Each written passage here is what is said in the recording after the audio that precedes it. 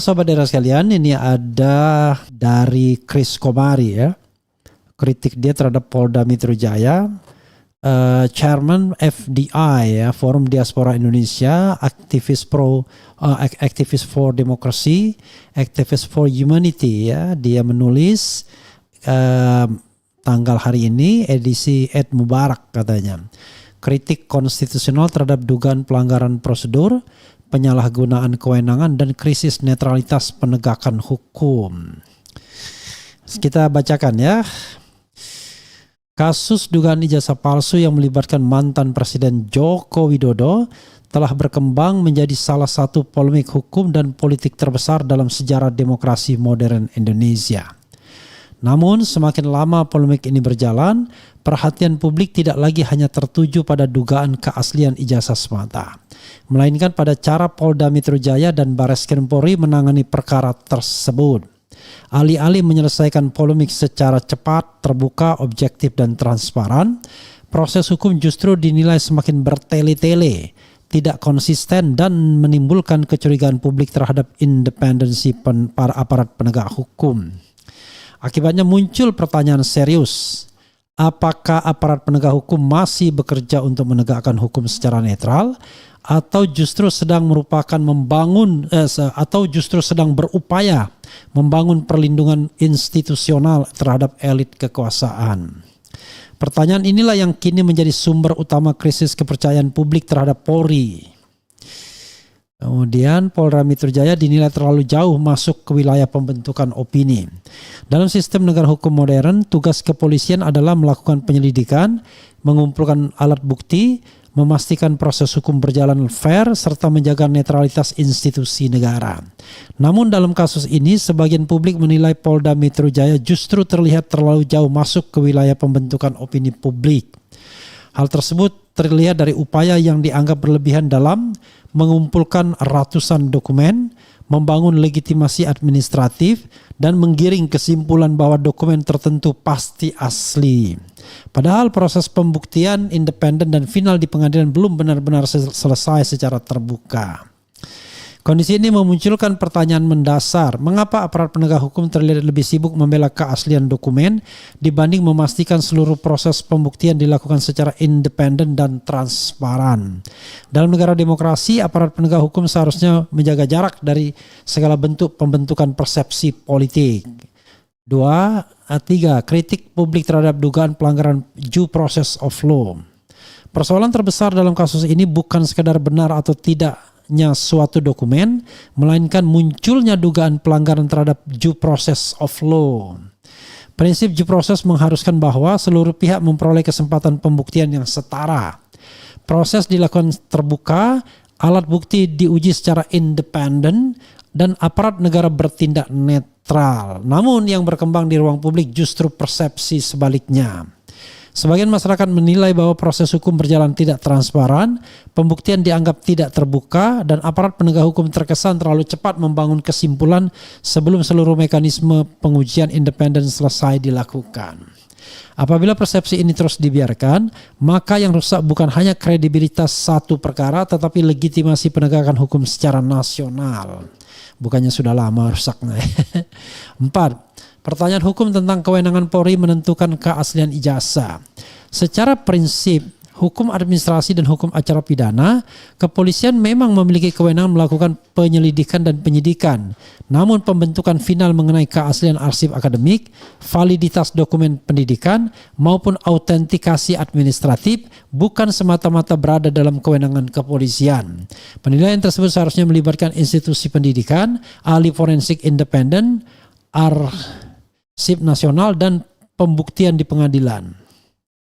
Karena itu ketika aparat penegak hukum dinilai terlalu aktif menyimpulkan keaslian dokumen di ruang publik, maka muncul kritik bahwa Polri telah melampaui posisi netralnya sebagai aparat penyidik. Dalam negara hukum modern, polisi bukan lembaga penentu kebenaran absolut suatu dokumen akademik. 5. Persoalan subsapuna dan kewibawaan pengadilan.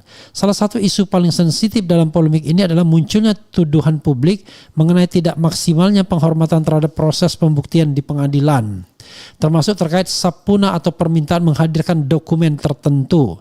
Dalam prinsip negara hukum modern, subpoena pengadilan memiliki kedudukan penting karena merupakan bagian dari due process of law, fairness, dan otoritas lembaga peradilan.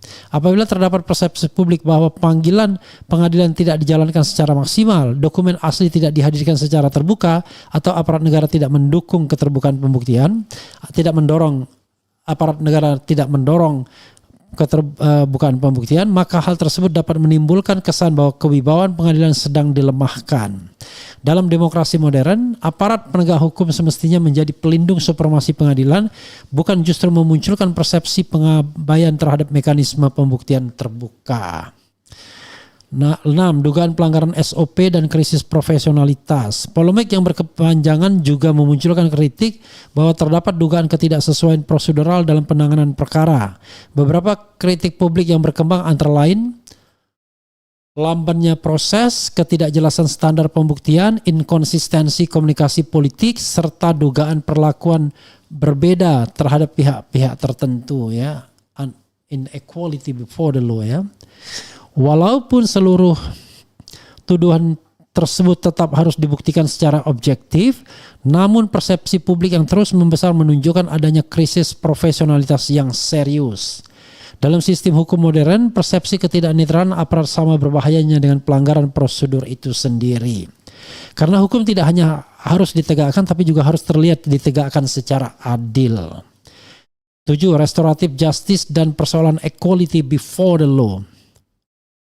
Persoalan lain yang menimbulkan kontroversi adalah penerapan restoratif justice terhadap sebagian pihak dalam perkara yang substansinya dianggap sama. Dalam prinsip rule of law modern, apabila restoratif justice telah diterima dan disetujui secara formal terhadap sebagian pihak dalam satu substansi perkara, maka muncul pertanyaan hukum mengenai konsistensi penerapan terhadap pihak lainnya. Perlakuan berbeda tanpa dasar hukum yang jelas berpotensi memunculkan persepsi selective prosecutions, unequal treatment before the law, diskriminasi penegakan hukum, dan penggunaan diskresi secara sewenang-wenang. Karena itu, aparat penegak hukum wajib menjelaskan secara terbuka dasar hukum apabila perlakuan perbedaan diterapkan terhadap pihak yang berada dalam situasi hukum yang serupa. 8. Rekomendasi nasional dan reformasi penegakan hukum. 1. Audit forensik independen nasional. Kasus ini tidak dapat diselesaikan hanya melalui narasi institusional aparat penegak hukum. Diperlukan audit independen yang melibatkan ahli forensik, akademisi, arsiparis, dan lembaga profesional independen. 2. Pemeriksaan terbuka dan transparan. Seluruh pembuktian harus dilakukan secara terbuka, dapat diawasi publik, dan dapat diuji secara independen. 3. Evaluasi pimpinan penanganan perkara. Apabila kepercayaan publik terhadap netralitas aparat terus menurun, maka negara perlu mempertimbangkan evaluasi menyeluruh terhadap pimpinan penanganan perkara, termasuk Kapolda Metro Jaya, pejabat penyidik terkait, dan mekanisme pengawasan internal Polri. Evaluasi tersebut penting demi menjaga marwah institusi, memulihkan kepercayaan publik, dan memastikan Polri tetap menjadi alat negara yang profesional. Kesimpulan, kasus dugaan ijazah palsu Jokowi kini telah berkembang menjadi ujian besar terhadap independensi aparat penegak hukum, kualitas demokrasi, dan masa depan supremasi hukum Indonesia. Persoalan utamanya bukan lagi sekadar dokumen, melainkan krisis kepercayaan terhadap netralitas negara. Apabila aparat penegak hukum terus dianggap tidak transparan, tidak fair, tidak netral, dan terlalu melindungi elit tertentu, maka kepercayaan rakyat terhadap hukum akan runtuh secara perlahan. Negara hukum tidak boleh bekerja berdasarkan perlindungan kekuasaan. Hukum harus ditegakkan secara terbuka, jujur, konstitusional, dan setara terhadap semua warga negara. Karena tanpa netralitas aparat, demokrasi hanya akan menjadi formalitas tanpa keadilan yang nyata.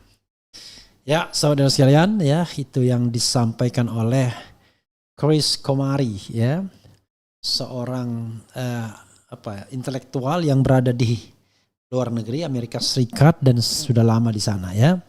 Itu pendapat dia, dan pendapat itu menarik ya untuk kita pahami dan untuk kita renungkan, terutama oleh penegak hukum Polda Metro Jaya, yang kami pun menganggap mereka tidak bertindak netral atau tidak bertindak independen. Kelihatan betul menjadi istilahnya mengentertain Joko Widodo sejak pada pelaporan pertama 30 April sampai kemudian bolak-balik seperti menjadi agen dari restoratif justice ya. Oke.